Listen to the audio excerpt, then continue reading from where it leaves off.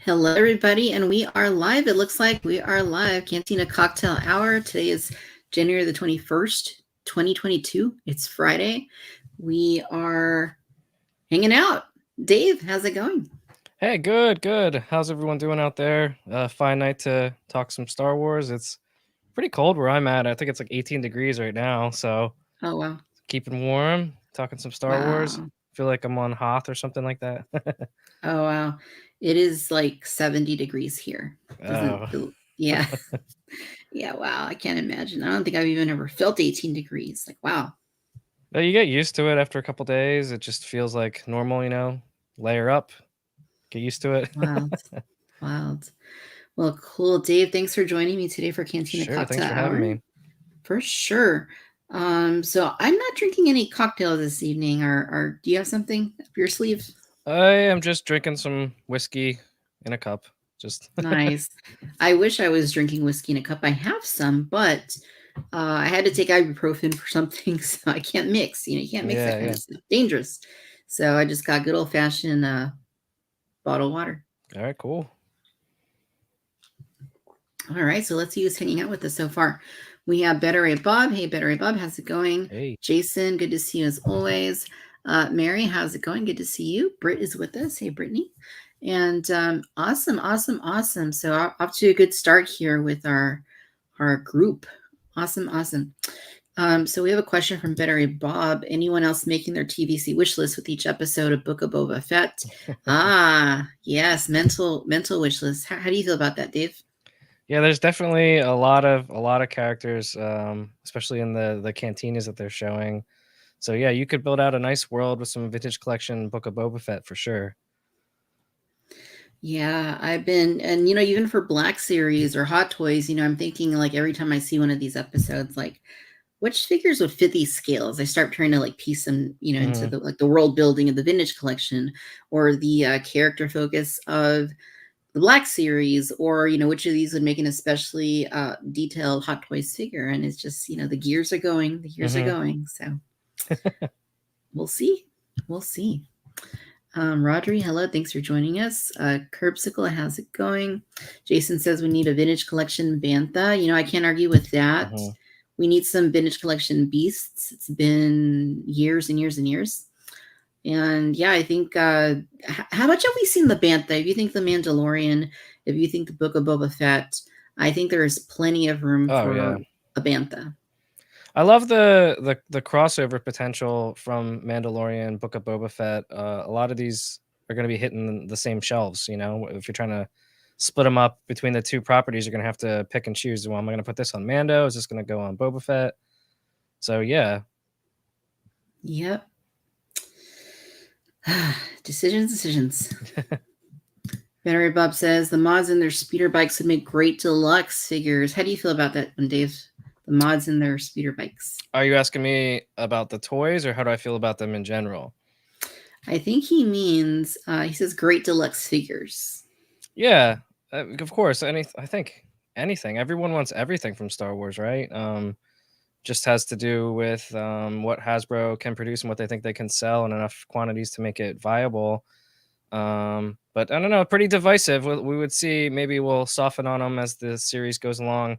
I have no problem with them, but I know there is quite the fury out there after that episode 3 landed. But yeah, bring it on. I will Yeah, always say anything they want to give us, it's good. That's good for everyone. sure.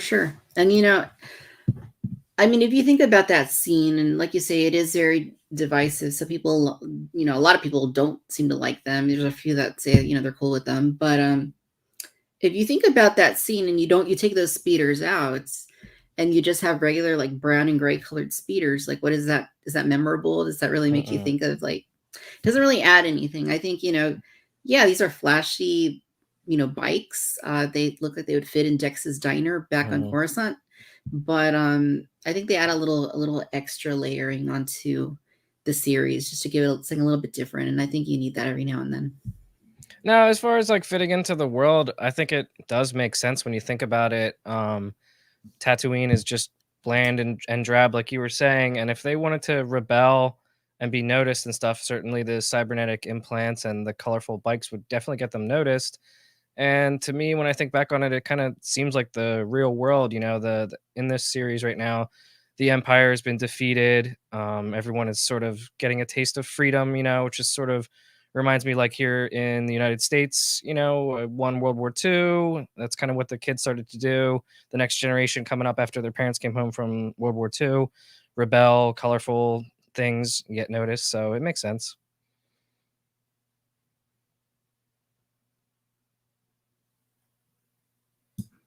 Oh, I my know. bananas. I think my connection lagged or something. Ah, Yeah, no, I heard everything you said though, and I agree. Like, I think that it does kind of capture that George Lucas, American Graffiti type spirit. It's definitely a nod to that whole, mhm. 50s diner type thing, and I'm cool with it. I think it adds just an extra layer, and I like colors. I'm drawn to like flashy, cool looking Mhm. colors, and I would take toys of those. Why Yeah. not? No, and I like Star Wars would be boring if we already knew everything there was to know about Star Wars every time we watch something. And you say that that's not Star Wars, that can't be there. Then why are we watching the show if we already know everything? Show us something different, which I Right. think that's what they're doing. Yeah, that's exactly what they're doing. Something a little different just to mix it up. Mix it up. We don't need the same old every time. Let's see. Britt agrees. She says that we do need a set of those speeders. Cool. We have Paul in the house. Hello, Paul. How's it going? Jason says we need a Black Series Black Chrysanthemum. Oh I yeah. think we need Black Chrysanthemum any scale they want to throw at us. Black Series, vintage, hot toys, whatever. It's all good.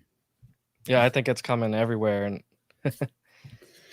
Yeah, given his trajectory in the show, especially, I think, as we see more of him, that increases the chances of him being a bigger player, and mhm.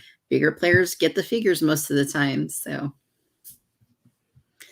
we Yeah, will but the see. Black Series, this Mandalorian line is crazy how many figures there are. It's just like every wave, there's majority of them come from Mandalorian. It's just crazy not getting like just main characters, getting these background characters and characters outfits for just one episode of the show. It's pretty cool. Yeah, yeah, definitely. So I hope we get things for them. So, Dave, it looks like we have a question for you. Did you see the raptor claw that dropped on Big Bad Toy Store today? No, I didn't. What is that? I have not seen it. I've been pretty busy all day. Yeah, I don't know what that is either. Like a prop replica or just another like a Grant Raptor Claw type thing. But yeah, I'd be interested in seeing what that looks like. Yeah, I know there's like a can opener, isn't there? And there's Mm-hmm. yeah, there's a couple different like claws. Like I think there's a keychain and some other stuff. But yeah, no, I haven't seen it either. So I'll have to check that out. we'll have to check it out. Yeah. Why don't we talk about Jurassic for a little bit here before Sure, we get yeah. into the Book of Boba Fett? So, what do you think of this new Hammond collection? I'm excited, and I'm filled with a lot of emotions actually. Um, Excitement is probably first of all, but then when I sit back and I think about where Mattel is taking just the whole Jurassic license overall, I see some of the new stuff coming out with like the lack of paint in the core line, and it seems like they're scaling back on that. And we already have a lot of core line stuff, and I guess you could say like the Legacy collection is sort of like an offshoot of like the core line, and we got a lot of Legacy figures, and we haven't gotten the whole cast yet from Jurassic Park. Yeah, And then we still didn't get the whole cast for Jurassic Park in the Amber collection. Now that's gone. And now they're right. going to be bringing a new cast out, I guess, in the Hammond collection, which is going to be more articulated, better paint, more accessories. So I'm just kind of wondering where that leaves us. I feel I'm like, oh, I'm going to have to buy, Grant and Ellie and Malcolm and Hammond again. And then maybe it might be another couple years until we get Lex and Tim and Gennaro and Wu. But Hmm. that's where I'm at. I guess maybe I'm being a little bit more negative because it probably is going to be better in the long run if everything works out. Hmm. Because the dinosaurs certainly in the Hammond collection look amazing, and they Yeah, finally they do. put all the paint apps where they belong. Lots of articulation, like that first Indoraptor we got in 2018. Hmm. But yeah, I think it's positive. I want to look on the positive side, but it's just like like a little bit of a reflection for me the last couple days. But like, oh man, it's almost like a restart. Like we're starting over again with this new movie, like we did in Yeah, 2018. I can see that. I personally, I love the idea of a collector geared 3/4 inch line. I think that's what a lot of us have wanted to see for the longest Hmm. time. But I agree that they really need to finish collections before they start new collections. And Yeah. like you're saying, Legacy, Legacy Collection, the Target exclusive 3/4, they haven't done Lex. Hmm. In fact, Britt says here in the comments it's a conspiracy to never make Lex. She never I got her know. Kenner figure, of course, and she hasn't been done by Mattel in any way. She's never had an action figure. So they really need to find a way to complete these lines before they move on to other ones. Amber Collection, there was never a Claire, there was never a Lex, there was never a Yeah. Tim. These are major players in these lines, and they just jump around. So I'd like to see them dedicate their energy. If they're going to start a new collection, okay, cool. But don't wait years between Hmm. making figures, because then you're just never going to get around to them. Then you're going to move on. And we're never going to have a complete collection of any of these lines. So super important. Yeah, I would hope focus on something. If you just want to put out the characters in a wave from Jurassic Park, the first original movie, and like you were saying, just complete that, because I that's the one with the most broad appeal to everyone. I don't ever think that we're gonna get all the hunters and gatherers from the Lost World, the Mm. team from Jurassic Park 3. We're not gonna get Zara or something from Jurassic World, probably. But I was just hoping, with the Amber Collection, that we at least complete the cast of Jurassic Park. World, probably. Yeah. Right. Yeah. And I think that's really what it boils down to is, everybody wants to see these characters from that original film. Hmm. The one that, got a lot of us into this whole series and, these toys, and, they really need to finish it. Fine, do the Hammond collection, but make sure, you get all the major players out within a year or something. Don't do it every 6 months or Yeah. something, because that's just never going to work.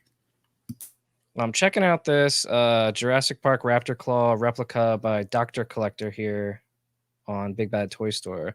And I have not seen this before. I was on the Dr. Collector website maybe last week, and I did not see this item up. So I'm assuming this is new. It looks pretty good. I haven't seen that yet.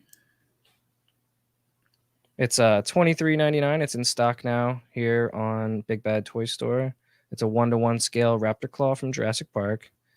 It's 7.5 inches long, 5.5 inches tall, and about an inch, a little more than an inch wide. Looks cool. It looks a lot like the prop that Grant had in his hand. Mm.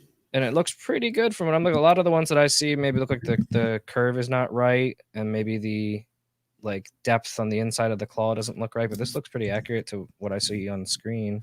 Looks pretty good. I see it now. $23.99. Yeah, this it's just a claw, right? Huh? There's not really anything else to it. It's literally just not a can opener. It's not anything wacky. It's just a claw. Yeah, it's not bad. I would consider buying that. Yeah, me too. And I guess yeah, I would think that that'd be something Chronicle Collectibles would do, but as we know, do they even exist anymore? I don't think so. Yeah, I don't think so either. But yeah, no. So for this Hammond collection, as it's called, they showed us two different dinos, right? Our friend Chris from Jurassic Outpost, of course, has a hand in these awesome, this great Behind the Gates campaign they're doing with Target. And they showed us the Parasaurolophus and the Baryonyx based on Jurassic World. And yeah, I think it's interesting to start. How many Baryonyxes have they done? Or is it Yeah. Baryonyces? Is that the plural? Sure, that sounds right. I'm going to go with that. That's the irregular plural form for that noun, we'll say.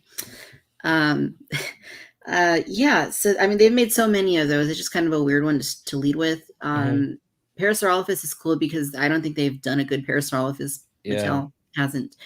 But Baryonyx is interesting.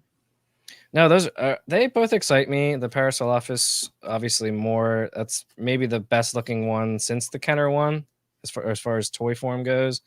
And from the pictures, it really looks like it captures the Stan Winston maquette. I'm real excited for that one. And the Baryonyx, I like that dinosaur. I know paleontological people hate that design because it's apparently wildly inaccurate, but I like it as far as it looks for Jurassic World. It looks good, and again, all the paint on both look amazing. The price too, $20 for that. It makes me wonder why I can't just pay $20 or $18 for a regular one. We're already paying 16 and just get paint down all the way to the tail. Again, these things that I've been reflecting on, I'm just like, okay, you want me to spend 15 on something that has no paint on it, and then you give me something amazing for $20. So why couldn't we meet in the middle in the core line? Mm, it's interesting. It's Yeah. interesting. I mean, and I've always said, it's quite something that Mattel does accomplish what they do with the Jurassic line at the prices that they do. I mean, Hmm. they haven't really raised prices. Everything's going up in price across the board, every toy line, but Mattel has pretty steadily contained price for this since 2018. 4 years ago when this toy line debuted. Can't believe it's been 4 years. Yeah. But yeah, so for these to only be $20, to be a foot long, to be pretty well, I think it's like 14 points of articulation for a Hmm. dinosaur, which is pretty good. It's just an interesting thing that they can do that, because their licensing is not cheap. Jurassic licensing is Hmm. not cheap. And it kind of makes me a little more bitter about not having like a blurg, or like we were saying earlier, a Hmm. bantha, or something from Hasbro. If Mattel can do this and offer a product like that at $20, why can't other companies? Hmm. Yeah, and that just bringing us back to Star Wars. They're getting light in the toy aisle. Their shelf presence is very small. It's just a sliver in the middle of the aisle at Target. Where what I see, and I don't understand why they can't pull off what other toy companies are doing for other properties. Kids still want to buy these things as much as toy companies think they're just addicted to phones or devices or whatever. And I know there's a lot of supply issues and stuff like now, but why couldn't we go out on December 21st or whatever day it was where Boba Fett premiered and buy a Boba Fett in the store? I know my kids are into that and they would like to buy things from, they were playing Star Wars the other night, Boba Fett, with other toys, dolls, and other campers and things and other toys that they have, and they just didn't have. Why can't they go out and buy, his throne? It makes me sad. I'm like, oh, wish I could provide that, but there's nothing to buy right now. Yeah. And I wonder how much of this is like Lucasfilm being secretive about, because we've heard stories from Hmm. Hasbro. They've said repeatedly, we saw Luke Skywalker in The Force Awakens the same time you guys did. We saw Hmm. Grogu the very first time that you guys did. So, how much of it is the secrecy that's preventing more of like a tie-in type product, compared to just, the bureaucracy of producing, these action figures in this toy line. Yeah, and then we've known for a year now. The general public has known for a year now that this was coming, and Mm-hmm. both Mandalorian and this ties so heavily into Return of the Jedi. They could have been just putting out some Return of the Jedi stuff. They know what's in that. They could be putting out a Jabba the Hutt, Jabba's throne, creatures from that movie and stuff, because they're probably going to be in Boba Fett, and if not, it's an evergreen brand. It's one of the most popular films from the franchise. I don't know. Yeah, yeah, it's interesting for sure. But I mean, at least some of these figures are coming. We'll just have to wait 6 months to get them, a Hmm. year to get them. Um, oh well. I don't So know. You can go out look at this past year in 2021, and a Marvel show hits, and a month or so later, you've got a Loki wave of figures. You can go out and you can buy WandaVision figures in the summer and stuff like that with the Marvel Legends, and they've got that mhm. stuff out there. When a movie drops, Eternals. There's lots of merchandise out there. When No, Spider-Man it's true. drops, there's lots of stuff. So it used to be that Star Wars was bigger than those brands, and maybe it's not that way anymore. But you would think they could at least compete, for shelf space. Yeah, And it used to be they would launch the figures for Star Wars a month, 3 months in advance in times, and Yeah, now it's 6 months later, a year later, longer. Um, here we are. Yeah. Um, yeah, so let's take a look here and see what's going on in the chatter portion of this live stream. So, CDPO Customs is with us. Hey there, how's it going? Jedi Dick Sensei is here. Pico B1 is here. Random comment. Hasbro has zero reason not to make 88 and UV99 at this point. Let's go. I agree. Those figures sorely need updates. They haven't been updated since the Power of the Force 2. Supersaurus Rex is in the house. How's it going? Hey. Alex is with us here. We have Ed here hanging out with us. I think that's a reference to your lighting, Dave. Yeah. I like this blue light bulb. I gotta buy a different color. Switch it up. I dig it. I dig it. Dodgson says, Danny Trejo did not see him coming. Robert Rodriguez, you literal god. I'm glad he's directing some of the episodes of Book of Boba Fett. Yeah, that was a surprise. Dodgson, yeah. That was certainly pretty cool. Yeah. I had to do like a double take. I'm like, wait, is that him? Is that him? Jason says, what's sad now is knowing that the HasLab Rancor could have tied in with the Book of Boba Fett, and now it's lost to the world. Yeah, so let's talk about that for a moment, because it's all about timing, right? Had this thing been solicited now, like after the Rancor's been in the show, right after the series ends, Toy Fair's coming up. Had this HasLab been thrown out there, I cannot see a way of it not being funded. I agree. I have no idea what happened there, but it's major facepalm there. Yeah, I don't know. Maybe they felt pressure to get it out there because of the Patrick slip, I guess. But I mean, putting 3 of them out at once, I mean, come on. And the other 2 were wildly successful. It's just a shame. And, and I feel like when things like this happen, Hasbro is going to lose confidence in their Black Series HasLabs from now on. So it's going to probably be a while till something else for Black Series comes out. But yeah, if they could have waited till this past week to launch that, I think it would be well on its way to being funded by now, you think.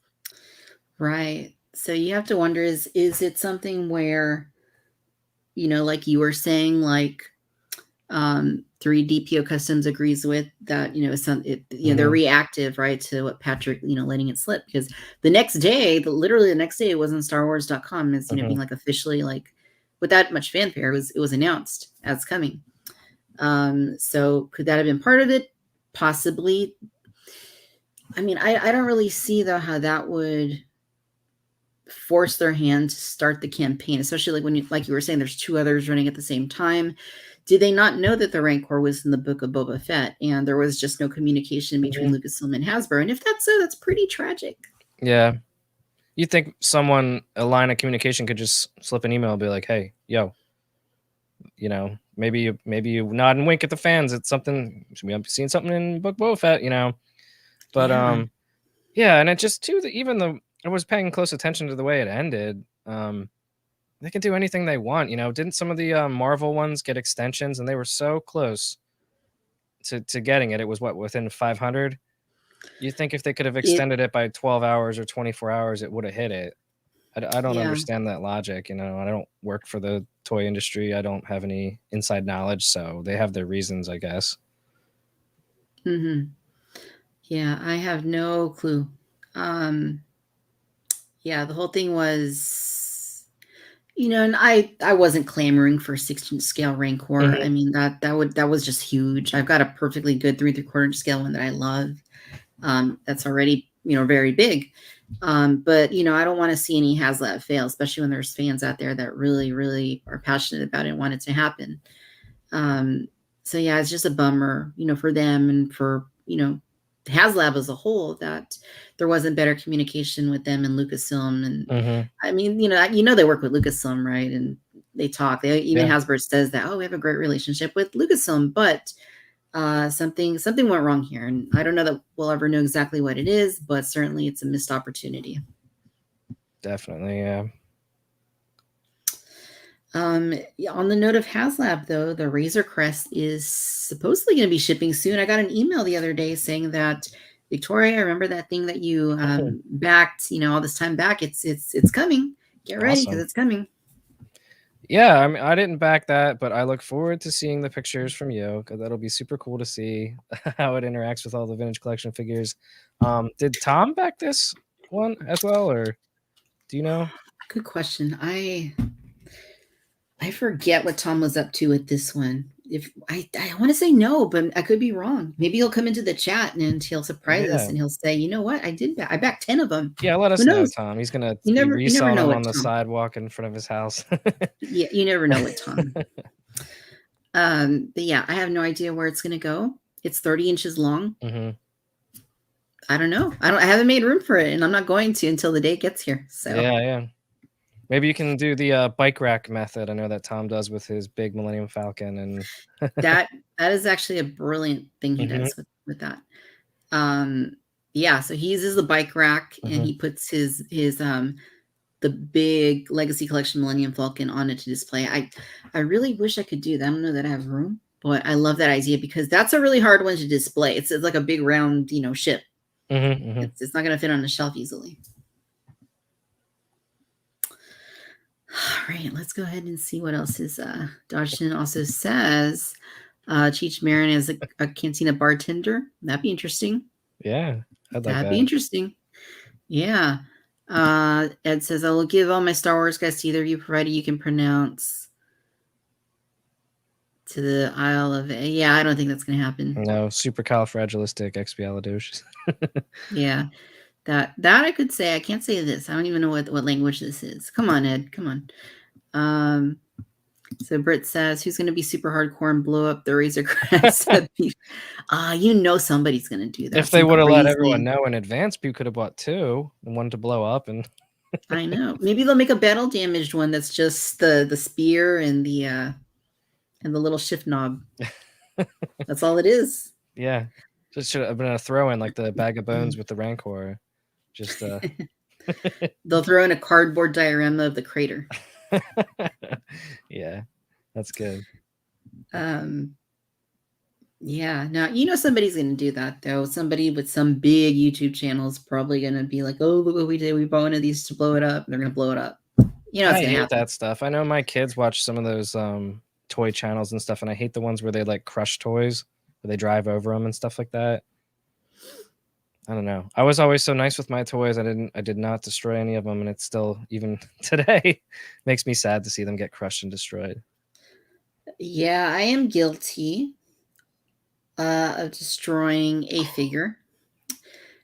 And it wasn't because... Okay, so Now or when you were gotta... younger? No, when I was a kid. You got to put yourself in this mindset. It's 1998, I think.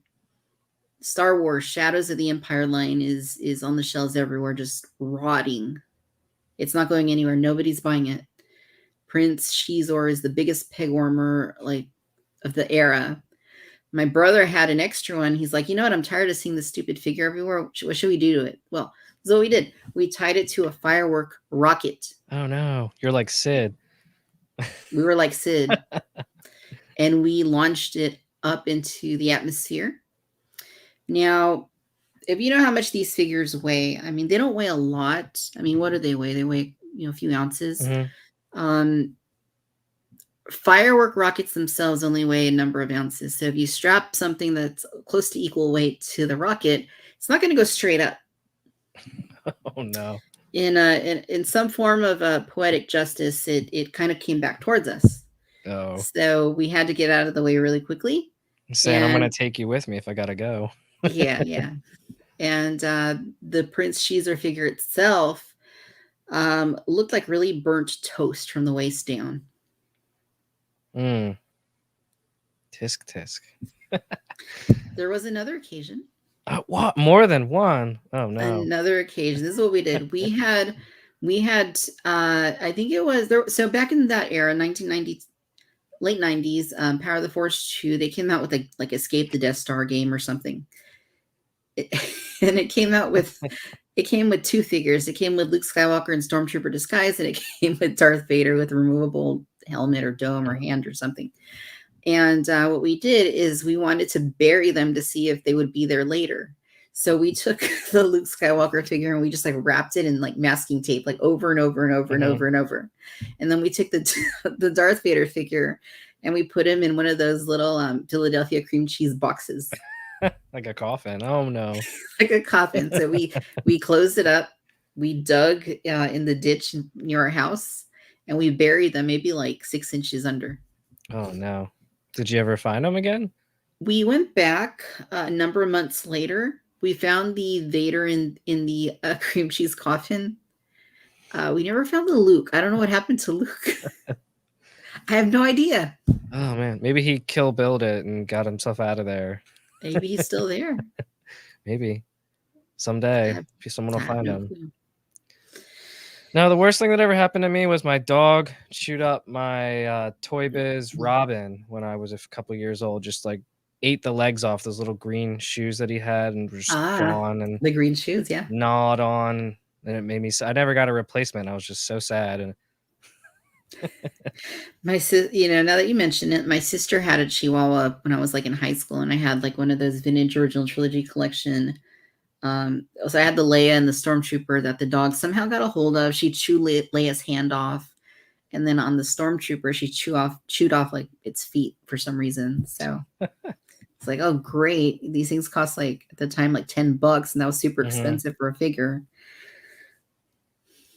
yeah, dogs. What are you gonna do? What are you gonna do? Luckily, my current dog, it doesn't bother my toys at all. Like she knows her toys and she knows my toys. She won't go near my toys. She just knows somehow. Like one of my figures could fall on the floor. She wouldn't, and it could drop its accessories, and she would not do anything to them. She would just leave them. That's good. Yeah, my dog spends most of his time like in our back living room, and I have some toys on a desk out there, and he's never bothered anything. The only thing he ever does is like chew up some recycling if he can get a hold of it. I don't know why. But yeah, we're lucky nowadays. Yeah, Peekaboo wants to. Dianoga got the Luke figure. Yeah, could be. I don't know what else would have happened. I see you got your Walmart exclusive. I did also today, lacking the snow deco. I got this one. Ah, very nice. You got yours too. Yeah, I got one. Did you see that I got it in a box and yours were sent in a bag? Yeah. That's not fair. That's not fair. What the hell? So, Walmart, I made a video about Walmart like 2 years ago about how their shipping practices suck, how it's inconsistent. You never know what you're going to do. A collector shouldn't have to buy 4 of these with the hopes that they're going to put them in a freaking box and deliver them to you so that one arrives in decent condition, because that's exactly what I did. Past experience, I'm going to order 4 just to ensure they ship them in a box. Nope. They ship them in a bag the size of a pillowcase, and they're all just like wobbling around inside the bag like this, and then they arrive, and not one of them is without some level of damage. What is up with that? I don't know. I mean, I guess it's got to be the distribution center, because I'm usually okay with Walmart where I'm here on the East Coast near Philadelphia. Yeah, I ordered one and it looks all right. The card is like, I think this is not from package, it's a little warped, but I'm gonna open it. But yeah, I mean maybe the worst thing that ever happened was just the bags for the Kenner Ghostbusters classics from a couple years ago. And they were in a bag, so of course they were bent up. But usually a lot of stuff comes in boxes for me, which I don't understand why they're not all like that. I should look at where they usually come from. They usually come from, I think, Bethlehem or something in my area. Yeah. Oh, so maybe you have the good Walmarts. Maybe that's what it is. There's the good Walmarts and there's the bad Walmarts. I don't know. Yeah. Yeah. So needless to say, I was majorly disappointed. It's not like I can just go back and buy another one. Were any of them like okay, or they all have some issue? Every single one has some level of damage. Oh. Could I live with, maybe one of them? I guess if I had to, I could, but I'm OCD. I'm very detail oriented. I'm very particular. I need my things to be, when it's a carded sample, I need it to be perfect. And Yeah, yeah. I hate you, So what do Walmart. you usually do in that situation? Do you ever contact, Walmart or Hasbro? Because I know I've contacted Oh, Mattel and yeah. Hasbro Oh, yeah. occasionally. I blasted them on Twitter. Yeah. Oh, yeah. They got back to me right away. Good, good.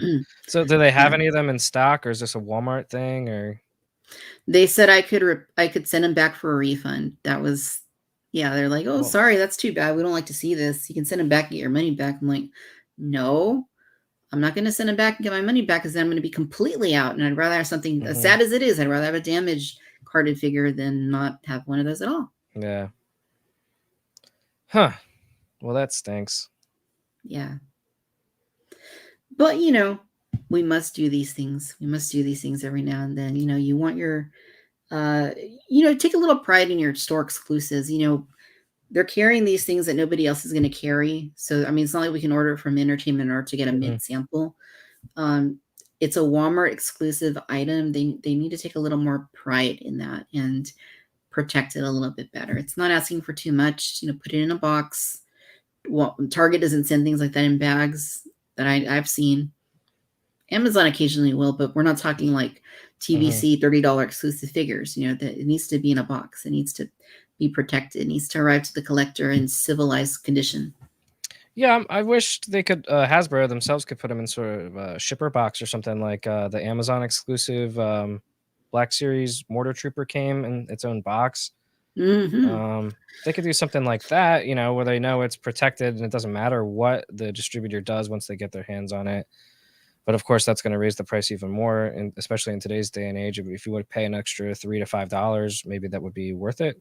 Because I mean, these are collector's items, and what kids are like, I want the vintage collection, Mortar Crease, you know. Yeah, I mean this is a $26.49 figure. Hmm. It costs double what a TVC figure does. If you look at the accessories, maybe that's appropriate. Maybe it's a little overpriced. But I mean, I don't think it would in that sense it would cost too much more to put in one of those little cardboard boxes you're talking about, like Hmm. Target does, or sorry, Amazon does with some of their exclusives. Um, it would solve a lot of these problems. It would solve a lot of these problems. People would be happier. The world would continue to go around, and Walmart wouldn't sit on social media as much.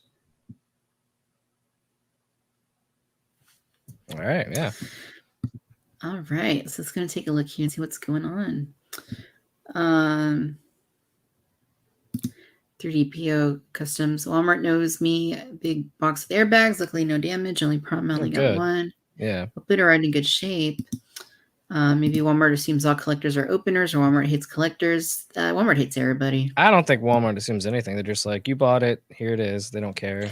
That's what it is. And I mean, so it's hard to get upset at the people who are packing and shipping these. They're working on in these probably not the best conditions. They have these quotas they have to hit. If they're not shipping, I don't know, $30, 30 items an hour, they're probably getting their boss comes up to them and, hey, I see your output was a little low this last hour. They have to contend with all that stuff and they're not getting a lot of money. But I still think that at Walmart at the upper echelons of the company has the capacity to, put out these mandates that, if it's a collectible item, and Target does this, they do it with Funko Pops, they double box them. If it's a collectible item, we ship it in a box. We put, air pillows in there. Hmm. That's a very easy thing they could do. And then that goes out to everybody. And it's like, okay, we have a new practice for these types of items. It's, you don't have to do that for a My Little Pony figurine. You don't have to do that for a Mission Fleet, Star Wars toy, but for an exclusive collector's item, which, these are adult collectibles, that's totally doable. Yeah, I I wish that were true, but we live in a world where time is money, and unfortunately, they sell so many items all over the place. I don't think their focus is on things like that. We all wish they would, but Toys R Us is gone. We don't really have a lot of alternatives and stuff to go to get these toys. 'Cause that was a nice thing too. When Toys R Us was around, you didn't have to buy everything, right away. Toys R Us had stock going back years sometimes for some of these toy lines. And now we live in this pre-order age where you got to buy Mm. everything online. You got to get it right away, or you might not get it at all. Yeah, that's the name of the game, pre-orders. Get your pre-orders in or you're going to miss out. So Dodgson's asking thoughts on the Hammond Collection line. So we did talk about Hammond Collection at the start of the show. Mm-hmm. So Dodgson, when we're done, if you want to go back and this will publish after, and you can go hear our thoughts. But he's asking us also, did we pre-order these? So Dave, I assume you pre-ordered both of these. Yeah, I ordered one of each. See how they are. I'm sure they'll be on the shelf eventually if I want to grab some extras. If not, I'll be happy with the one each. But yeah, got them. Cool. I did too. And they sold out. Pre-order sold out. And then with the Target, they've been pretty good with everything they've had with the Beyond the Gates all from last year. A lot of stuff sold out. The Jurassic Park 3 Raptor for Amber Collection sold out. The Jungle Explorer T-Rex Breakout set for Legacy Collection, that sold out. A lot of things sold out. Alan Grant sold out. And you were able to get them, once they released and stuff. And a lot of those items you found in store also. So I'm not too worried about it. Yeah. Yeah, I'm looking forward to getting those, and I am looking and seeing quite a few comments here in the chat about how people have been receiving their items from Walmart and Target, and yeah, it's a bummer. We need to form like a collectors union or something like that, and we're all going to go on strike and just not buy any exclusives or something. Yeah, if they don't package them right. We need collectors to union, join together, get things done. Yeah, the Galactic Federation of the Toy Collectorate. Yeah, member chapter 101. Yeah. Yeah, it's anyway, in happier news, the Book of Boba Fett is in full swing. Yeah, I'm enjoying it, and I think I told you guys I've been waking my family up pretty early before I go to work, and we're watching all the episodes before work, because I hate having to stay off of Twitter or something and have something spoiled, so I got to watch it when I wake up in the morning. And not enjoying it as much as Mandalorian, but enjoying it a lot all the same. And yeah, and it seems like people are sort of mixed, but everyone who's really into Star Wars seems to really like it. And I'm just happy that we got some Star Wars shows, after having a whole year of Marvel shows on Disney Plus. Yeah, I really been enjoying it. Mm-hmm. The first episode was a little slow, but then that second episode rocked, and then from then, since then, it's for me, it's gotten better and better. Like this last episode, I just thought was the best one yet, and yeah, I'm digging it. I'm really digging it. And yeah, we can't talk spoilers in here, so spoiler alert if you haven't seen any of these episodes. Yeah, it's been solid, and just I got to talk a little bit about this complaint that I continually see. I talked about it on social the other day. People that say, "Oh, they're ruining Boba Fett. This isn't my Boba Fett. Boba Fett was so cool when he was in the original trilogy, and now they're ruining him. They're ruining the character." No. Boba Fett is still that same Boba Fett that you loved from the original trilogy. He's still there. He should have died, but they brought him back, and now we're seeing almost a rebirth of Boba Fett, a new Boba Fett. And if you don't like this Boba Fett, you don't have to watch this Boba Fett. You still have the original movies. And I know I'm enjoying to see the growth in the character, and a reason why I should even care about the guy other than he has a really cool outfit. So yeah. I'm digging it. Yeah, don't worry. He's still the Boba Fett you know and love that got hit in the back by a blind man and fell into this big butthole in the desert. Yeah, no, but he really is still that same ruthless guy. When you see him in Empire Strikes Back or Clone Wars or Return of the Jedi, he's still that guy that you thought that he was, and we're seeing a changed man, a new Boba Fett in this series. So yeah, you always hear about near-death experiences. People have had these. They see themselves floating out of their body. They were in a bad car wreck. They almost perished.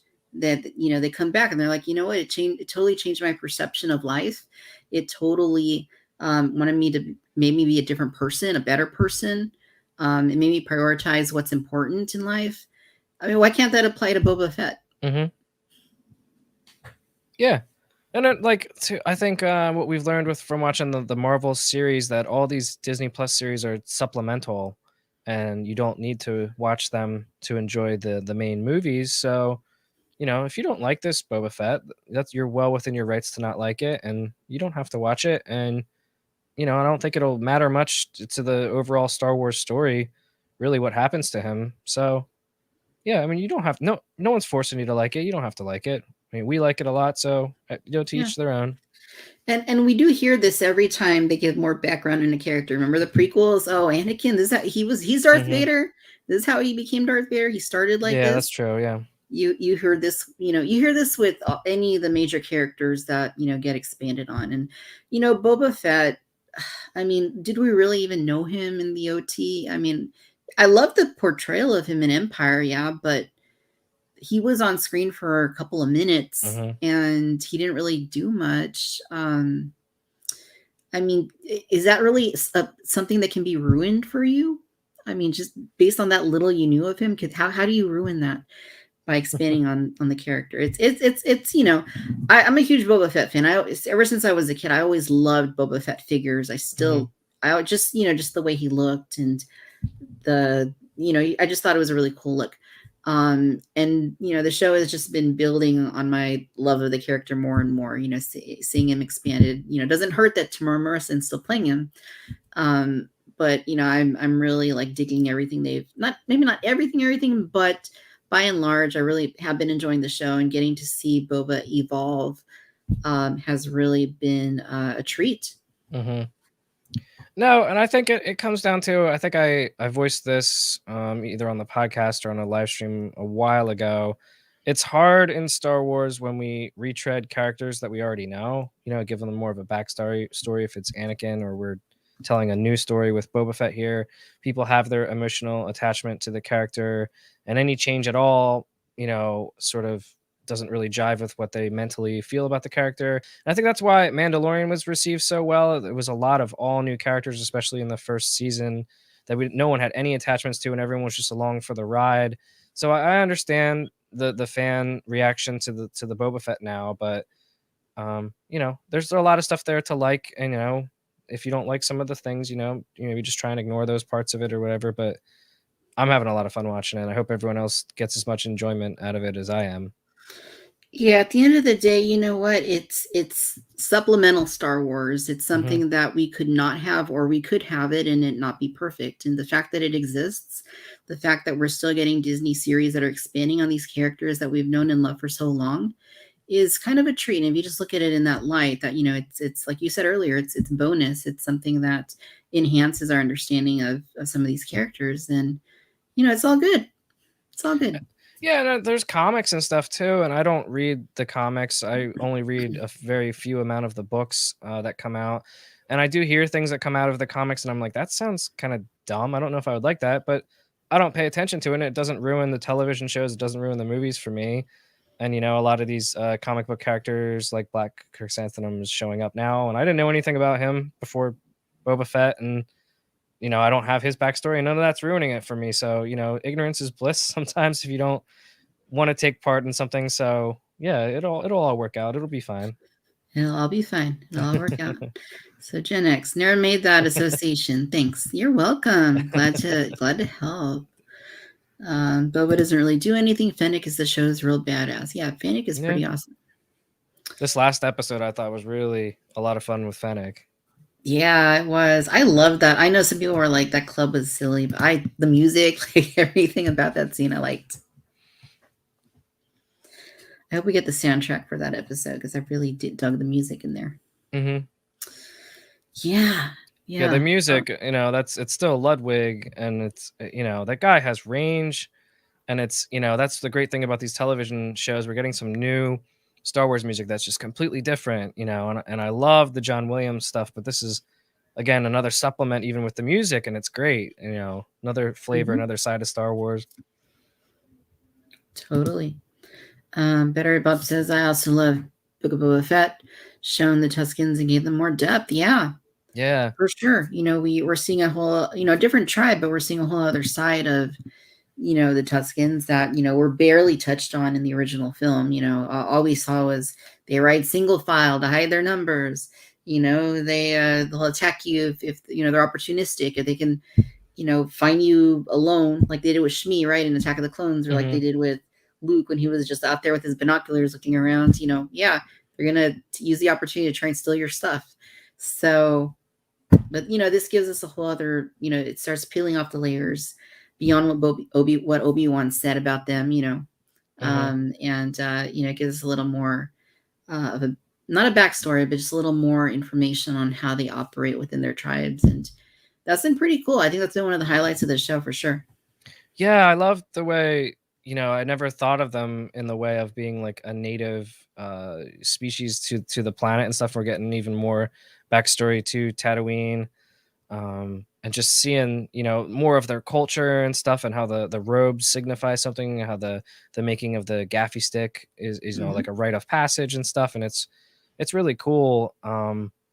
We talked before about Star Wars being found family and stuff like that. Now we're seeing Boba Fett's found family, Hmm. and how he evolves from that. And I'm really enjoying everything I'm seeing a lot so far. Like not as much as Mandalorian, but that was just so good. I'm not expecting everything to be that good, but Right, it was good, and it was also the first of these mhm. shows, so it was just like, we're on edge the whole time.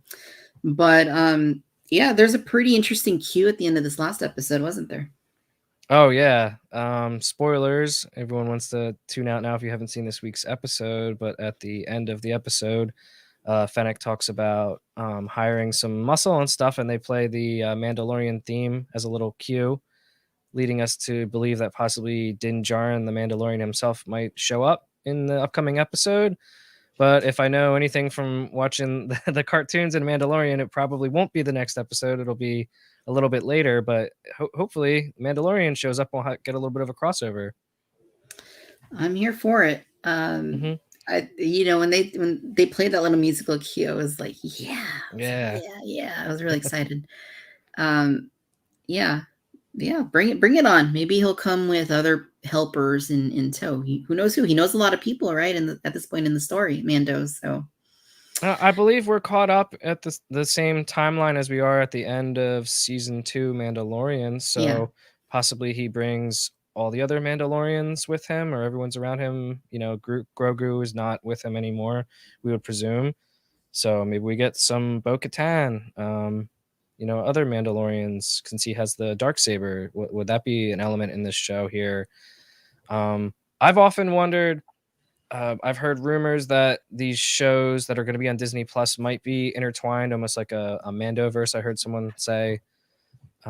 So will this tie into this? This is called the Book of Boba Fett, and I've always wondered: are we telling the Mandalorian story, since all the episodes were chapter names in Mandalorian, and are we taking a little bit of a detour that maybe this is the story of the Mandalorian and it's just the Book of Boba Fett for this season?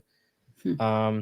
So I don't know, it's something to think about. I hope that comes true. I'd love to see other characters come and go. Maybe a character gets introduced in this series and gets their own show, or shows up in the Ahsoka show or something else. But yeah, sky's the limit. It's a lot of fun, and I hope it ties in as much as possible. Yeah, that'd be interesting. And what if, like, they call Dinjar and he does show up and he's got Grief Karga, he's got Bo Katan, he's got Casca Reeves, Hmm. he's got, I don't know, who else could be on his side? He's got, Gina Carano shows up, then mends everything with Lucasfilm. yeah, I don't know. He's got everybody. He's got everybody on his side. He's got um the believer. I'm not being much help here. I'm drawing blanks too. What do you think? I'm just letting you hang out, and I'm not helping at all. Super sources. Frog Lady. Yeah, he's got Frog Lady. He's got Frog Lady. He's got Yeah. Frog Lady's husband. He's got Frog Lady's kids who maybe are maturing into tadpoles, Hmm. or a little bit bigger at this point. Yeah, I mean that would be amazing. Maybe some new characters, and I met this guy, and maybe you'll see him in season 3. Wink at the camera. He's you got know, Mayfeld. yeah, Who yeah, yeah. knows? He shows up to Jabba's palace with all these people in tow, and he says, "There's more of us, Din, Boba. There's more of us, Boba. We're gonna get it. We're gonna do it. We're gonna Lan- kill the Pikes. We're Lando's gonna help there you for out." some reason. Everyone. Lando could, Han could be there. Who knows? I've heard the fan theories. I don't know if they're fan theories. The theories are just widespread theories of, Kira showing up, and I think that would be really cool. And if that were to happen, it made me think of the Solo film, and I was like, the Solo film might have been a really awesome Disney Plus series, even with the Yeah. Alden Ehrenreich playing Solo, and that definitely could have been something that could have tied into both of these series so far.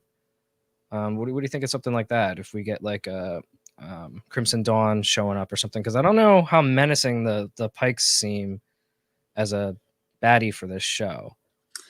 Yeah. They're not very menacing, right? I mean, we've seen them without their masks. They're just these like weird looking like fish people, right? Basically. Like they're Yeah. not that they were menacing, I thought, in the Clone Wars, but like in live action to me, they're just not very menacing. Mm-hmm. So yeah, I think that would be cool. And I agree. I think Solo would have worked as a Disney Plus series. I mean, just thinking of the movie, that could have easily been like 5 chapters or something. Mm-hmm. And yeah, I hope Kira returns. I hope, we see Crimson Dawn, and I hope we see more of that. I mean, it'd be interesting if they did bring Kira back and somehow, there's these rumors out there about a DH Harrison Ford. What if they DH'd Harrison Ford and he interacted with Kira? I would probably lose my mind. Yeah, I've heard those rumors too, and I thought that might be something later down the road. But if that was now, and that would be up there with the Luke Skywalker and Mandalorian, it'd be equal to me. That would blow my mind. I hadn't really thought of that. I thought, even if they bring Alden in, I think that would do it for me, but maybe not for the general audience. But I hope there's some sort of the tie-in, to let us know that we're in this same universe, that everything is working together and having these characters cross over and stuff. So yeah, nothing has been shocking so far. Like Mandalorian season 2 had their fair share of like reveals of characters from Clone Wars. If it's Bo-Katan, Ahsoka Tano. So this show maybe needs something like that, like a shakeup of just a big something. We have 3 episodes left. Maybe we get more than one of them. Akira, a Han Solo, even Chewbacca Yeah. or something. Chewbacca and Chrysanthemum fighting together. Yeah. Be interesting. Or one of the other bounty hunters or something. Maybe we get a Cad Bane or a Bosk or a Dengar or someone. That would be something that would be up there with like a shock, like a yes, crossing over to the films or something. Yeah, the bounty hunters could certainly work. I mean, who knows how well Boba gets along with Bosk or Dengar or Roth Deng or whatever his name is now. Yeah, they don't have to get along with them. Maybe they're working for the Pikes or something, Yeah. A rival or something like that. If we see Fennec versus Cad Bane or something like that again. That'd be interesting. That would certainly be interesting. And, if they're pulling in characters from like Black Chrysanthemum, they could also pull in, who knows whom from some of these other characters and, really, canonize them in live action. So. Mm-hmm. Jackson shows up. Yeah. Jackson. That would be interesting. I don't know that I want to see that, but maybe it'd be cool. I don't know. We don't know until they try. Britt says they've been super awesome in the comics. I'd love to see those personalities come out in live action. I think that would be neat. I am completely down for enhancing this experience of this show, and if that means bringing in Cad Bane or Bosk or any of these other or Jackson, why not? Then let's do it. Yeah, I mean, I've been widely entertained by the first 4 episodes, but maybe the show is in line for like a shakeup like that like wakes up some of the people who are maybe on the fence, or some people who are like, I don't know if I want to watch this show the day it comes out. It's just not that exciting. Something like that hitting the internet the day it drops on a Wednesday. That would be, do wonders for this show. And yeah, It's pretty short, 7 episodes. Do you think that it's just a 7 episodes and done? Is that confirmed, or would there possibly be a second Oh season? man. Because I feel like we're conditioned to accept that everything is just one season on Disney Plus with a lot of these Marvel shows and Star Wars shows. And I know I was surprised when I heard Bad Batch was getting a second season. So, Mando has multiple seasons. Would we see more Boba Fett, Maybe some clones show up in this. Maybe Tamir Morrison does something else with a clone series or something. He's not playing Boba Fett. He can play lots of people. He could play lots of people. Yeah, I don't know. I mean, I guess it depends on how the series ends. If Boba is like he defeats the Pikes with whomever's helping him, he's still sitting on the throne. Oh, Then well, Omega. Omega, he might not necessarily stay on the throne. Like, I mean, if he does, let's say it's a happy ending, fairy tale ending. He's he continues to rule that area of Tatooine or whatever, and what happens there? Like, I mean, that can't be peaceful on Tatooine. You'd assume forever. There has to be some other thing that comes up at some point. And I think if you're taking that approach, then season 2 could work. If he's unsuccessful at the end of season 1 and he loses the palace and he has to go off and do something else, I guess it could go either way. You could either do another series where he comes back, or he goes and pursues something different. So I could see almost like a split the middle of what you said there. I could see him succeeding at the end of the season. I kind of expect him to. I mean, maybe, hopefully, it'll work out. But maybe a second season could be put on hold for a few years, and maybe Mandalorian Din Djarin is there and helps him and says, we won this battle, but maybe there are more battles to come. Maybe I'll need your help in the future. It leads to future crossovers. Maybe we could get a couple more seasons of Mandalorian, some of the other shows that maybe tie in, and then 2-3 years we come back around to Boba Fett season 2 and then the new threat, to his throne or something like that. That would work for me. yeah, I would be good with that. I'll take season 2, season 3, season 4. Why not? I mean, it can't go on forever. Obviously, Timur Morrison's what? He's like 62. I haven't looked it up, but yeah, Yeah, he's got to be. He looks great for however old he is. Yeah, yeah. So probably in better shape than when he was Jango Fett. He's probably in better shape than me. Yeah, he's pretty tough. Yeah, I see a lot of comments for Omega, and that'd be interesting. I mean, I know we talked about this on Cantina Chatter, but Omega is a clone of Jango, an unmodified clone of Jango, the same as Boba. Presumably she'd have to be the same age as Boba about. That'd be interesting if something in this story connects them at some point and we see them on screen together. That'd be interesting.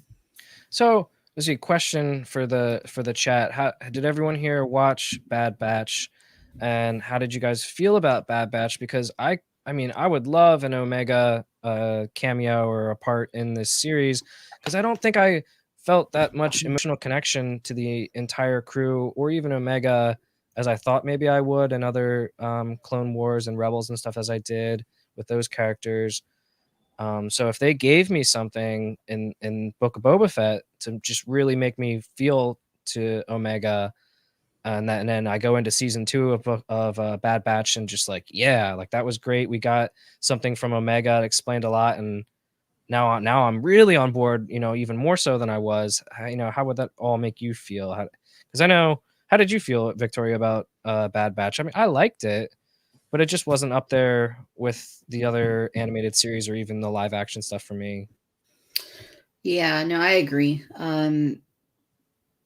It was nice in the sense that it was Star Wars content to consume, but that was kind of the extent of it for me. It didn't really do a whole lot to add to any of my understanding of Star Wars. It didn't do much to enhance like my personal fandom or excitement about those characters. It was fine. It was okay. It didn't really it wasn't the Clone Wars, certainly not Clone Wars season 7, certainly not even Rebels at times, which was really good at points. So I It was a mean, lot better than Resistance for sure. it was better. I never Anything's finished better than that. Resistance. Anything's better than Resistance for sure. I did finish it. Yeah, I can tell you for sure. I think I got to the last 2 episodes and I was just like, I'm gonna watch something else. I should finish sometime. Someday I'll pop them on a Saturday night or something. So we have some responses here. So Better Bob says, I watched and like it. I think Omega is on the Ahsoka growth path by Mhm, season 3. I love Omega. Could very well be Ahsoka. Nobody liked her at first. mhm. I still remember that. Like, and then, a few seasons later, I was like, oh, Ahsoka is the greatest character. Jason says Bad Batch needs at least another season to get audience into having Omega show up in live action. Yeah, because I mean, you put Omega in there now. I mean, we know who she is, right? But I'm trying to think of all the people that watch the show that didn't watch Bad Batch are not going to have any idea who that is or have any connection to that Mhm. character. Britt says, really love Bad Batch. We'll see the season 2 coming. I can't decide if that makes the cameo more or less likely. Am I still Yeah, I don't know. here? I think my camera froze, but I don't know if you can still hear me. We can still hear you, but yes, your camera Alright, did maybe I freeze. should pop out and see if I can pop back in and get my camera All right, working. I will pop you out. Here we go. Boom. Dave is gone. He's floating out in hyperspace somewhere, but no need to worry. He's going to be back in just a few seconds, and as soon as he is, I will add him back to the stream. And I think it was sooner rather than later. So, Dave, are you with us? I'm still here. I don't think my camera's working yet. Yeah, we hear you. We can't see you. So you're kind of like a ghost, basically. You need like a picture of me up there or something. Yeah, just like a picture, like smiling. There we I'll go ahead go. and continue. Yeah. Take your time. It is Friday night. I'm not on a schedule. I'm just going to chill and hang out and have a good time. So let's see here. Supersaurus. I'm ambivalent about Bad Batch. It made the whole timeline of Star Wars feel very compressed to me. Yeah, so I can see that. Just how it goes from like Clone Wars to Empire, I guess, right? Yeah, I really enjoyed that part. Seeing the birth of the Empire and the transition and the change of the clones. That part really hooked me. I think what was a detriment to the series overall was I was the most interested when they brought back Rebels characters, when like Hera was there and Kanan was there, and I was just like, I'm here for these episodes, give me all this. And then I'm just like, oh, but I'm way more excited about these characters who are not really main characters. So give me something to like a lot about these characters, which I hope they'll do in season 2. Yeah, for sure. And one of a nitpick maybe, but one of the things that always bothered me is like they're fugitives of the Empire. They're out going on all these adventures. They're still working for people. They're still showing themselves in public. Why don't they at least ditch the armor? Yeah, I don't know. Yeah. Maybe the Empire doesn't care as much, but I mean, they're kind of setting that up that they do care with Yeah, Crosshair out there to get them. I guess But it is more customized armor, right? So it's not going to be a familiar. It's just a clone yeah. trooper or something like Rex, who's still walking around in his clone armor. Yeah, who knows? Maybe they're just like considered hippies or something like that. Like, oh yeah, I remember that. That's vintage armor. That looks good. Vintage, well, month ago. Milky Way Skywalker says, didn't like Clone Wars or Rebels that much, but Bad Batch is great. Oh, that's an interesting take. Well, cool. I mean, I think I would feel the opposite, but that's great that you think that. That's cool. See, that there's Yeah. Star Wars for everyone, I'm not really feeling Bad Batch, but he is, and that's awesome. Yeah, it's all good. It's all Star Wars. Mm-hmm. If you don't, there's so much Star Wars. Like, that's the good thing. If you don't like one aspect of it, guess what? There's plenty more and you're bound to find something you do enjoy. So find what you love and have fun. Have fun. It's all about having fun. It's all Star Wars. It's all fun. Britt has an interesting comic. Who wants Leprechaun Baby Jason Syndulla to show up in Book of Boba Fett? Oh, that's cool. Yeah. No, he was creepy. He'd be all green and hanging out. He's like the best pilot. He was like orange or red hair, wasn't he, or something? I don't orange, remember. orange and green hair. It was orange a very short little section that they showed him at the end of that finale. We'll find a picture of his creepiness. Maybe he modded himself, and he's like a mod now on a little Star Wars Vespa. And that's what he pilots. Oh, yeah, I hadn't even thought about that. Here, I'm gonna pull a picture right here. Jason I hadn't thought Singular. about him since the last time I rewatched Rebels, so that would be cool. That'd be something that no one's thinking about. That would be cool. Here we go.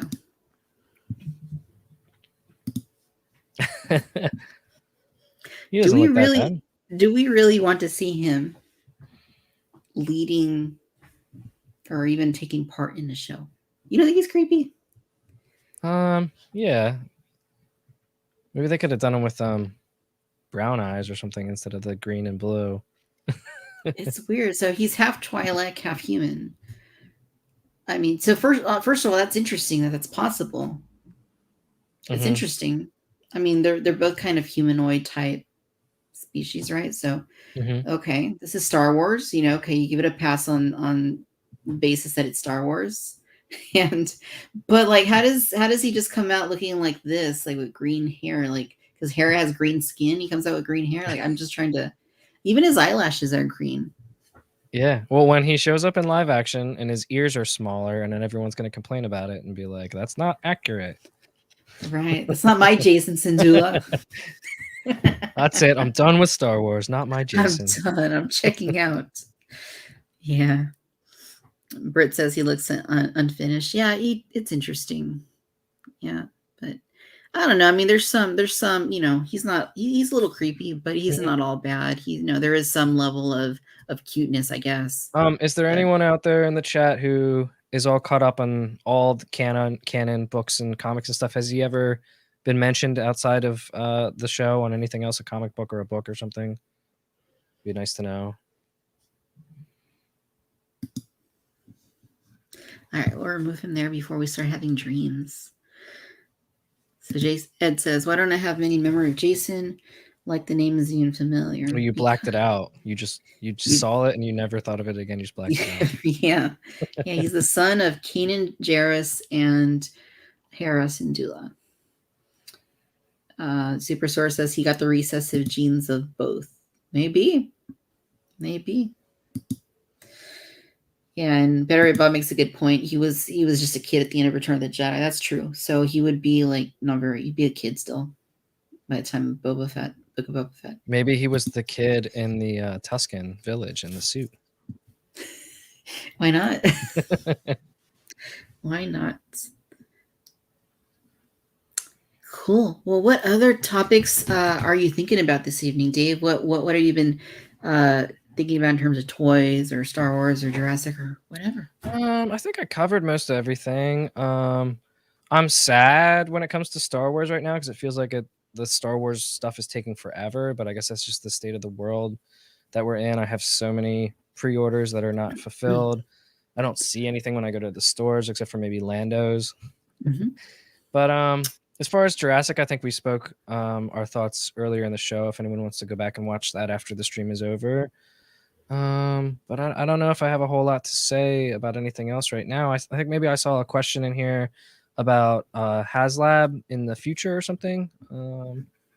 Or Tim asked, so what is your opinion on the next HasLab project? I think it's going to be something related to Book of Boba Fett. Oh, interesting. Well, I believe that we're going to hear about the next Star Wars HasLab very soon. Toy Fair is just around the corner. And even though it was canceled, right? But the company, if it's anything like last year, the companies like Hasbro and Funko and Diamond Select, Kotobukiya, Sideshow, all these companies still did their own thing to promote their own products. Mattel didn't do anything. Where's Mattel? Yeah. But all these other companies did. So I would anticipate something sooner rather than later. And I think that we're going to stick to the pattern we saw previously where with the first one, it was the sail barge, right? Something from the original trilogy, something people have been asking for a long time. Then for the next one, it followed the pattern of current media, the Mandalorian. I would anticipate that that's the pattern we're going to continue to see with HasLab products for the vintage collection. Yeah, and it's probably going to be a vintage collections. They've been so successful so far. It's not going to Mhm. be something from another scale or another line. No. So here's an answer for you, Dave. In Alphabet Squadron Trilogy, Hera mentions having a son at home, Okay, Brit says. cool. Cool. So he did show up in some capacity. At least it's a book. You don't have to see him in the book. Oh yeah. My local I Walmart has 20 Leias on the pegs, just waiting for my Big Bad Toy Store pre-orders. Yeah. What vehicle is Din Djarin going to be flying? Yeah, I don't know. He's you can't. I don't think the Mandalorian is the kind of character that's going to be without a ship forever. He could be in the meantime hanging out with Bo-Katan and flying in their ship, Mhm. but I assume at some point he's going to get a new one. Will it be another Razor Crest? Probably not. I think we're going to see something different. It could be similar to Bo-Katan's, where it's more that Mandalorian style, gunship, but maybe it'll be something entirely. Maybe he'll get a fire spray just like Boba Fett's, and it'll just be painted in chrome or Slave something. 2. Slave too. Now I've seen some rumors. I don't know. Do we want to throw rumors out there about anything about what he might be flying? An But X-wing. no, I've seen the rumor is I've seen, I don't know how credible the source is, like a Naboo fighter, but something like that would throw back to the prequels or something. That might be pretty cool. I have Huh. no idea if that is accurate or any validity to the rumor. That's just what I've seen so far, and that would be pretty cool because that he was the ship that he had, or the Razor Crest, was pre-Imperial, right? Yeah, it was Um, Republic era. yeah, so maybe that's what he sticks with, something from the prequels. Yeah. Jedi Starfighter or something like that, or Ooh, that'd be interesting. A Jedi Starfighter or a Y-wing, or yeah, something old Mhm. school would be interesting. I guess we'll see. I guess we will see. Yeah, so let's see, what else do we got here. So Dave, you're familiar with Reborn, right? The company that makes the Mhm. dinosaurs. Yeah, Okay. yeah. Have you seen, and these aren't really, I may have posted these somewhere, or maybe like in a chat or something, but Big Bad Toy Store has them in stock. And I've been buying Reborn for years, and Mhm. I stopped for a long time, but they are making these retro dinosaurs, and I had seen them like for a pre-order a long time ago. They finally got them in stock, so I went ahead and bit the bullet and pre-ordered them. No, they're not Jurassic, but these Mhm. things are just all sorts of awesomeness. So let me just show what those look like, because I want to get your take on these, because I just thought they were pretty amazing. Yeah, I know. I had followed a lot of the Rebor and like Papo stuff, and that lull that we had between the time when Hasbro lost the Jurassic license. But ever Uh-huh. since Mattel kicked it into like high gear, I don't have time to like be looking at these other things, I guess. So I had not seen these until right now, but they look cool and they look like what I remember dinosaurs looking like before Jurassic Park when I was a kid. It looks cool. The Yeah. the old stop motion things that you would have seen in like Godzilla films, or not Godzilla, like King Kong, that sort Yeah, of for stuff. sure. So, like, what is this? Let's see. I think I saw this on my. This is based off the Charles R. Knight, I believe. Was a paleo artist that did these Okay. back in, like, 100 years back, and this was his interpretation of like a T-Rex. And we see so many toys that are based off Jurassic. We see a lot of companies like Creative Beast Studio and Papo. They're trying to do more realistic interpretations of accurate dinosaurs. Collect Day is doing that. But then you see something like this that's just kind of out of left field. It's making no apologies for being retro. It's just Mhm. purely like a retro aesthetic, and I think that's really cool. I think that's Oh really yeah. These are the first Reborns that I've bought in years, because I was not a Reborn fan for a while. But I think these are pretty tight. Rebor's the company that did like the Jumpin' Jack Raptors and stuff, and the Stan and the Winston, right? Like 5 years ago or so. Yeah, they Yeah. did the King T-Rex, Yeah. and yeah, Yeah, they're yeah, great looking. They're highly detailed, much more than something you would find on the shelf and stuff, and the paint is like exquisite on them. Yeah, and Yeah. they're just purely like old school. They also have this other one.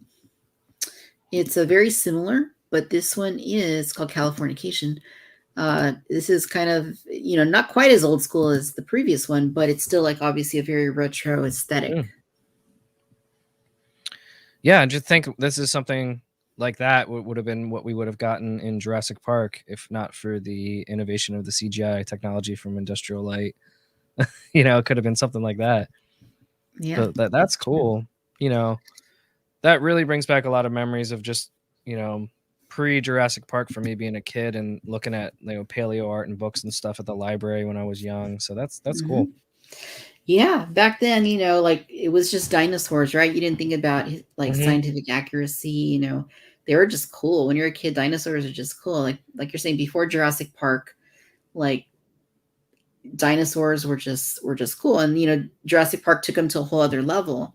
And then from there, I think we've seen like the whole thing with accuracy and what's accurate, what's more realistic. But yeah, you can't beat that nostalgia from back then when it was just Hmm. about dinosaurs being cool and wanting to have T-Rex toys. You didn't care about what they look, what color they were, or anything. So Yeah, I mean, it takes us back to a simpler time. Since Jurassic came out, it sort of monopolized dinosaurs. So it's like the only thing that can own dinosaurs. And I love Jurassic; it's in my name. But yeah, there's definitely room for other companies and other properties to use dinosaurs. And I'd be all for someone else challenging Jurassic. Just give us something cool from dinosaurs. And I like these retro reborn figures; look really good. for sure. Mario says the only thing I don't like from reboards, they take too long to make the releases. Been waiting for King Trident. Yeah, how long has that been? Like 5 years. King Trident, maybe longer. They've been saying they were going to do King Trident, and um, yeah, yeah, been a long time.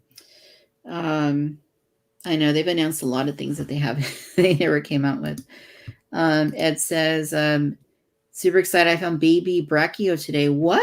Whoa! Awesome. That is uncommon. Where'd you find? Was that not at a Target or Walmart? Was it like a Kroger or something like that? Something weird. Best Buy, Yeah, maybe. yeah, yeah, yeah. I found Yeah, mine at a Walmart in like November. I went and I got my booster, and when I was done, I walked around Walmart and found a pair of Brachiosaurus, and I was like, yes. nice. I haven't seen those at retail. I ordered mine online, but yeah, he says Target. So Oh, okay, cool. not bad. Not bad. Those are good finds. And if you have the big Brachiosaurus, they're going to go with them. Hmm.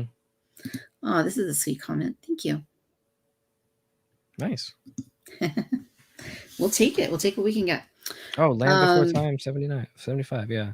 yeah, the Land Remember Before that was the second one that was on Nickelodeon in the 90s, the Land Before Time? It was a good show. um the second movie, the part two. Well, there was a second series. There was like a first series, which was in the 70s, and then there was a second Land Before Time series. It was on Nickelodeon Land, when we were Land Before kids. Time. Oh, you know what? I am saying the completely wrong thing. I'm thinking Land of of the Land of Lost. the Lost. Yes. Yeah. Yeah, yeah. Land Sorry. of the Lost. Yeah, Land of the Lost. I watched that in the early 90s, and you can still find clips of it on YouTube, and it's so hokey. Hmm. But when you're, like I was saying, when you're a kid, dinosaurs are just cool, Yeah. and it didn't matter that the stop motion looked like garbage. It was fun, and I have a lot of memories of those. And yeah. Oh, I got a But comment too. you did. How Thank you. complimentary is that? Yeah. Very nice. But yeah, Land Before Time was actually the very first movie I saw in the theater. Oh, cool. I think the first one that I saw in theaters was Beauty and the Beast. Nice. I think it was Land Before Time, and then it was Batman 89, and then The Little Mermaid, I think was the order. Batman 89. Something. I had that on VHS and I was not allowed to watch it. I was in a very conservative family when I was young and I wanted to see Batman and we went out to rent it. And back in the day, uh, rentals would sell out and my parents bought a copy of it to watch it and they were not happy with it. So we owned it and I was not allowed to watch it. Yeah. Yeah, I've heard stories like this before, and yeah, I'm sorry. The best one though was like retro Pizza Hut, like in the early 90s, where it was like a big sit down restaurant and they brought you Mhm. the pizzas like in a piping hot, like black metal pan. And they had like the red and white striped tablecloths, the wood Mhm. paneling, the dim lighting, the tabletop Pac-Man games, and the puppets. Remember those puppets? Those puppets are the You best. like the, Eureka's class Castle puppets? I think I had the Eureka's yeah, Castle. They did them for Casper. They did them for Beauty and yeah, the Beast.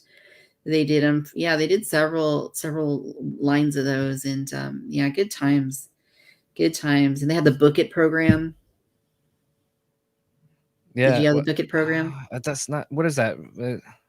Refresh my memory, I don't think we went to So Pizza Hut that the often. the Book It program was something you did in public schools, and at least in our area they did it. And it was like, you'd read a certain amount of books, and then your teacher would give you like a little vertical. It looked like a bookmark, a certificate.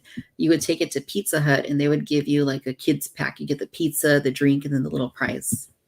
I don't that doesn't sound familiar, but I did not go to public school till I was around 4th grade, which had been, like, 1995. Um, It was around so then, yeah. yeah. um Man, Yeah, if I could Pizza turn Hut, that back was the time. place to go, man. I know what happened. What happened? Yeah, good times, good times. So Bob here says that his parents would not allow him to watch Star Wars as a kid. What's wrong with Star Wars? Too violent. That's worse than my family, and I thought I had a strict family. It's because of the Dianoga. It's too scary. Was it the blood? Was it the Obi-Wan lightsaber and the Yeah, blood? cutting off the arm and then the blood. For whatever Maybe reason, it was just spilling blood. This probably, I think the scariest thing in all of Star Wars was in that original film.